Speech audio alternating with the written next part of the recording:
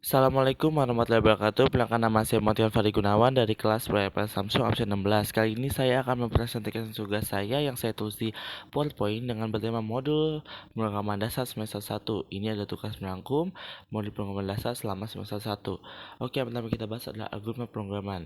Algoritma sendiri adalah urutan langkah-langkah penyelesaian masalah disusun secara sistematis. Algoritma yang diselesaikan dalam waktu singkat itu tingkat kerumitan rendah, sementara algoritma butuh waktu lama itu kerumitan tinggi. Perhatikan algoritma secara berikut. Seorang mengirim surat ke tempat lain. Pertama yang harus disediakan adalah tindakan pelatihan tulis, menulis surat, surat dimasukkan ke dalam amplop tertutup, amplop ditempel perangko secukupnya, bagi kantor pos atau kantor mengirimnya. Contoh kedua, menghitung spesifik panjang. Pertama, masukkan panjang, masukkan lebar, luas panjang kali lebar, tulis luas. Pembuatan algoritma mempunyai banyak keuntungan. Di antara pembuatan atau penulisan algoritma tidak tergantung pada bahasa pemrograman manapun. Asal pemrograman algoritma independen dari bahasa pemrograman dan komputer yang melaksanakannya. Notasi algoritma dapat digunakan ke dalam berbagai bahasa pemrograman. Apapun bahasa pemrogramannya, output yang akan digunakan sama karena algoritmanya sama. Selanjutnya itu adalah beberapa hal yang diperhatikan dalam membuat algoritma.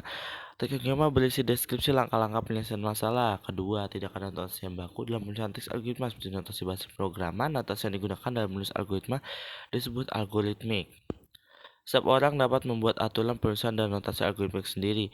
Notasi algoritma bukan notasi bahasa pemrograman karena itu pseudokode. Dalam notasi algoritmik tidak didapatkan oleh komputer.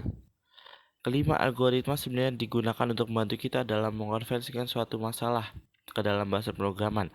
Algoritma merupakan hasil pemikiran konseptual supaya dapat dilaksanakan oleh komputer. Algoritma harus ditranslasikan ke dalam notasi bahasa pemrograman. Ini ada contoh algoritma menghitung luas segitiga. Pertama, start. Kedua, baca data dan alas tinggi. Luas dan alas sekali tinggi bagi 0,5. Tampilkan luas stop. Penjelasannya adalah algoritma yang sangat sederhana, hanya ada 5 langkah.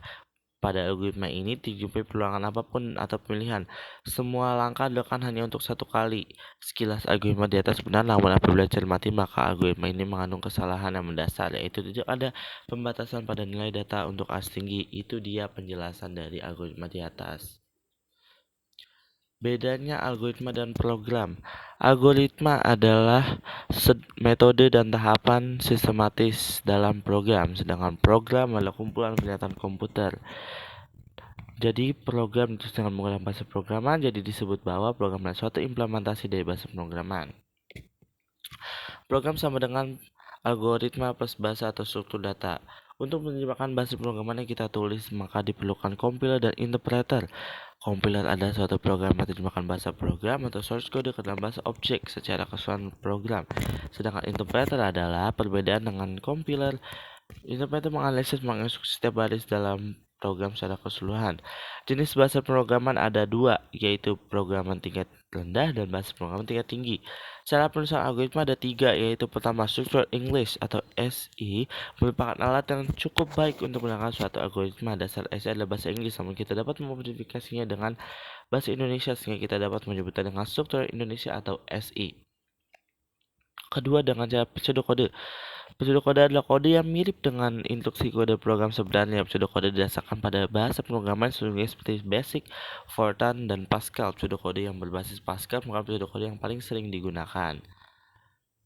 Ketiga, ada flowchart atau diagram alir. Flowchart sendiri adalah alat yang banyak digunakan untuk menggambar algoritma dalam bentuk notasi-notasi tertentu. Flowchart merupakan gambar atau bahkan yang menunjukkan urutan dan hubungan antara proses beserta pernyataannya. Penyajian atau penulisan algoritma. Penyajian algoritma secara garis besar dalam dua bentuk penyajian, yaitu tulisan dan gambar. Struktur dasar algoritma. Algoritma berisi langkah-langkah penyelesaian suatu masalah. Langkah tersebut dapat runtunan aksi atau sequence, pilihan aksi atau selection, pengulangan aksi atau iteration, atau kombinasi dari kegiatannya. Jadi struktur pembangunan algoritma ada tiga, yaitu pertama runtunan atau beruntun, kedua pemilihan perencanaan, dan struktur perulangan. Struktur algoritma dan runtunan. Ada tiga struktur yang digunakan dalam membuat algoritma itu: struktur penulisan, sequencing, struktur pemilihan atau percabangan, branching, dan struktur pengulangan, looping. Biasanya algoritma menggunakan ketiganya untuk menyelesaikan masalah. Pertama, algoritma percabangan.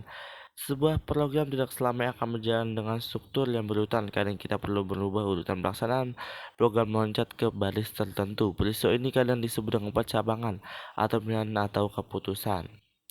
Kedua, ada struktur algoritma perulangan atau pengulangan. Dalam banyak kasus seringkali kita hadapkan pada sejumlah pekerjaan yang harus diulang kali. Salah satunya kita yang contoh yaitu mobil struktur pengulangan terdiri dari bagian. Kondisi perulangan yaitu syarat harus dipenuhi untuk melaksanakan pengulangan. Syarat biasanya dinyatakan dalam eksibulan yang harus diuji apakah benar atau salah.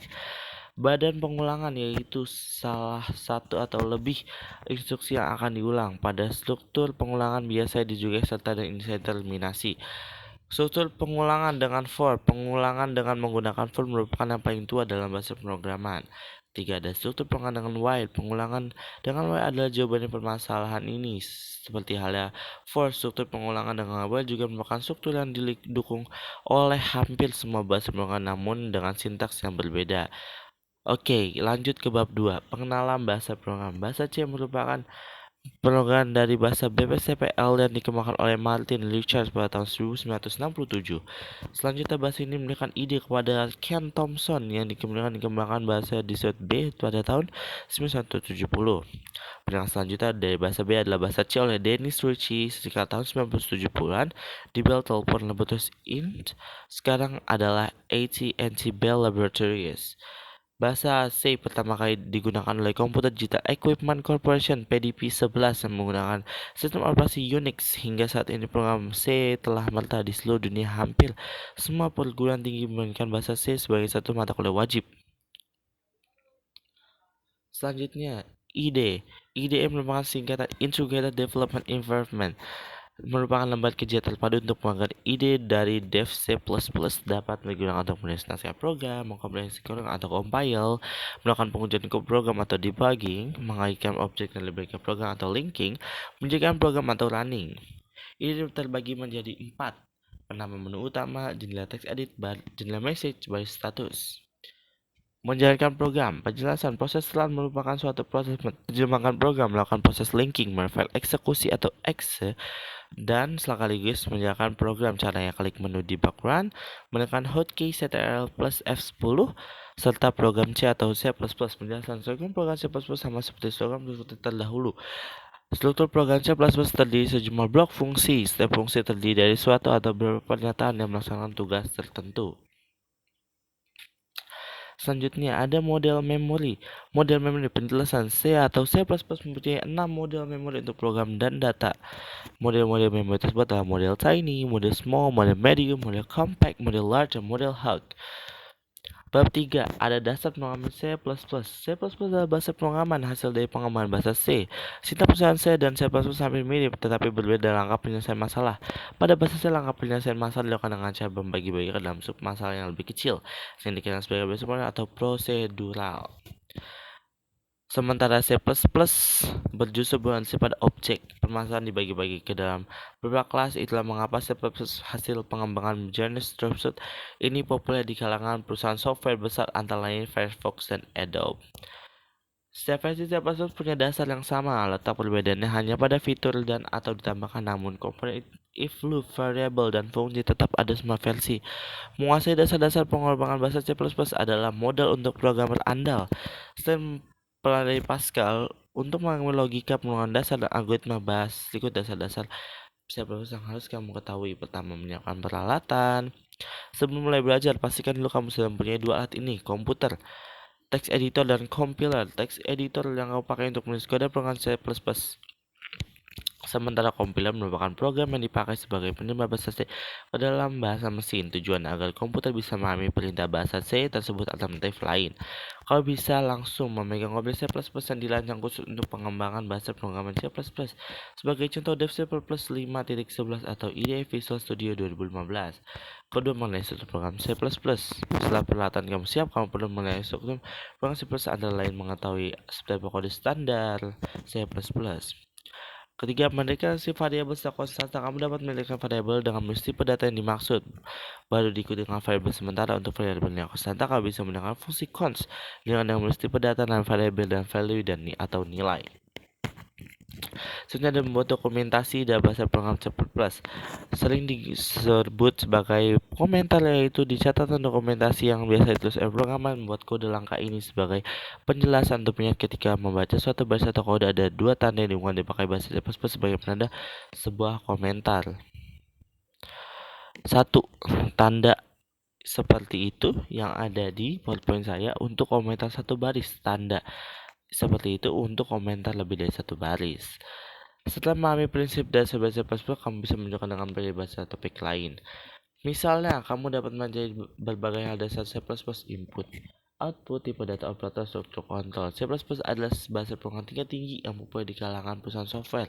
Mengamati dasar-dasar bahasa programming C++ memang tampak sulit untuk dipelajari, namun tantangan tersebut justru harus motivasimu untuk terus mengembangkan diri. Ini adalah contoh saya dalam membuat program C++. Yang pertama ini saya membuat ada include istream using namespace std in main code return. Ini dia hasil compile saya. Sekian tugas dari saya. Wassalamualaikum warahmatullahi wabarakatuh.